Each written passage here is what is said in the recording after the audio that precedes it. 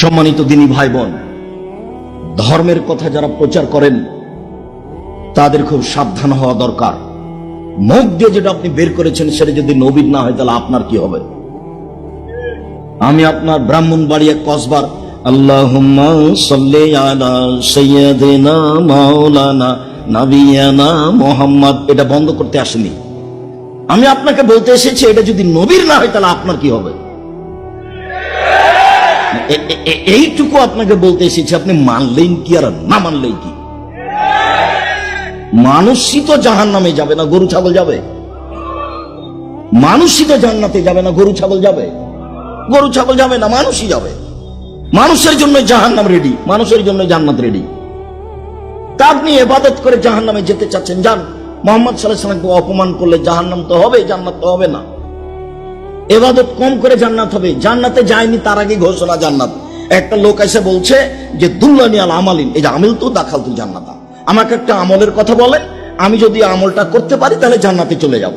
তখন আল্লাহ রাসূল বলছেন যে 5 ওয়াক্ত সালাত আদায় করো, ফরজ সিয়াম আদায় করো, যাকাত দাও, হজ করো, এরকম কয়েকটা কথা বলতে লোকটা এবার চলে যাচ্ছে, বলছে ওয়াল্লাহি আল্লাহর কসম লা জাদালা হাজা ওয়ালা আন কসমিন, আল্লাহর কসম আমি এর কমও করব না এর বেশিও করব না, আল্লাহর কসম এর কমও করব না এর বেশিও করব না।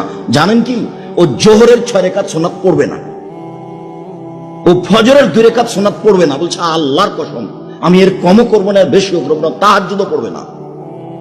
তখন আল্লাহ রাসূল বলছেন মান সাররা ইয়ানজুরা ইলাল জান্নাহ ফালিয়ানজুর ইলা হাজা। শোনো শোনো শোনো শোনো, কেউ যদি জান্নাতি দেখতে চাও, এই দেখো এই লোকটা জান্নাতি, দেখো এই লোকটা জান্নাতি। হাদিস বুখারী মুসলিম। রাসূল সাল্লাল্লাহু আলাইহি সাল্লামের সুন্নাতকে মেনে চললে ফলাফল সহজ, রাসূল সাল্লাল্লাহু আলাইহি সাল্লামের সুন্নাতকে মেনে না চললে ফলাফল ভয়াবহ। পৃথিবীর মানুষ, আমার একটি কথা জানা থাকলে অন্যকে বলো। 2, বনী ইসরাইলের কাহিনী বলো। 3, কেউ যদি কোনো কথা আমার নামে বলে, সেই কথা যদি আমার না হয় তাহলে তার থাকার জায়গা জাহান্নাম। এখন মুকশিদুল মুমিনিনের বইয়ের প্রথম দিকে আছে, কে যদি 1 ওয়াক্ত নামাজ কাজা করে তাহলে 80 হোক বা জাহান্নামে থাকতে হবে। এবার ও যদি এখন রাসূলের কথা না হয় তাহলে? ধর্ম তো সহজ নয়, আপনি যেভাবে মনে করেছেন সেভাবে নয়। ধর্ম একজন মানুষের নামে চলে, একজন মানুষের কথাতেই চলে, যার নাম মুহাম্মদ সাল্লাল্লাহু আলাইহি সাল্লাম। পৃথিবীর কোনো মানুষ দিয়ে চলে না ধর্ম।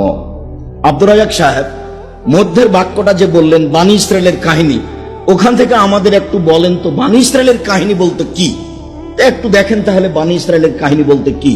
যেমন